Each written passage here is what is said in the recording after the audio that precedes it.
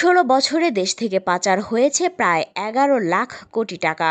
এই তথ্য ওয়াশিংটন ভিত্তিক গবেষণা প্রতিষ্ঠান গ্লোবাল ফিনান্সিয়াল ইন্টিগ্রিটির। তবে অর্থনীতিবিদরা বলছেন এর বাইরে আওয়ামী লীগ সরকারের মেয়াদে আরও বেশি অর্থ পাচার হয়েছে, যা দেশের অর্থনীতিকে বিরাট এক ঝুঁকির মুখে ফেলেছে। পাচার হওয়া অর্থ ফেরাতে বিভিন্ন দেশের ব্যাংকিং চ্যানেল, এজেন্সি ও সরকার পর্যায়ে যোগাযোগ জরুরি বলছেন বিশেষজ্ঞরা। এমনকি পাচারকারীদের দেশে যত সম্পদ আছে তা বাজেয়াপ্ত করারও পরামর্শ তাদের। রিজার্ভ সংকট, খেলাপি ঋণ, ভঙ্গুর ব্যাংক, মূল্যস্ফীতি সহ আর্থিক খাতের নাজুক দশার অন্যতম কারণ অর্থ পাচার। বৈদেশিক বাণিজ্যের কারসাজি, হুন্ডি চোরাচালান ও বিদেশে সম্পদ গড়তে বিভিন্ন উপায়ে দেশ থেকে বিপুল অর্থ পাচার হয়। বেশ কয়েক বছর ধরেই এইসব অনিয়ম, দুর্নীতি ও অর্থ পাচারের তথ্য পাওয়া গেলেও শেখ হাসিনা সরকারের পতনের পর তার ভয়াবহতার পুরো চিত্র সামনে আসে। ১৬ বছরে রাজনৈতিক প্রভাব খাটিয়ে মন্ত্রী, এমপি, ব্যবসায়ী প্রতিষ্ঠান ও সরকারি কর্মকর্তারা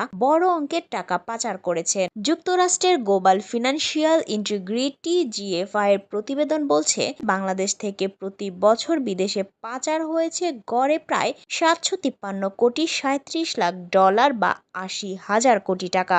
দেশের অর্থনৈতিক অবস্থার বাস্তব চিত্র তুলে ধরতে শ্বেতপত্র প্রণয়নের জন্য অর্থনীতিবিদ ডক্টর দেবপ্রিয় ভট্টাচার্যকে প্রধান করে একটি কমিটি গঠন করেছে অন্তর্বর্তী সরকার।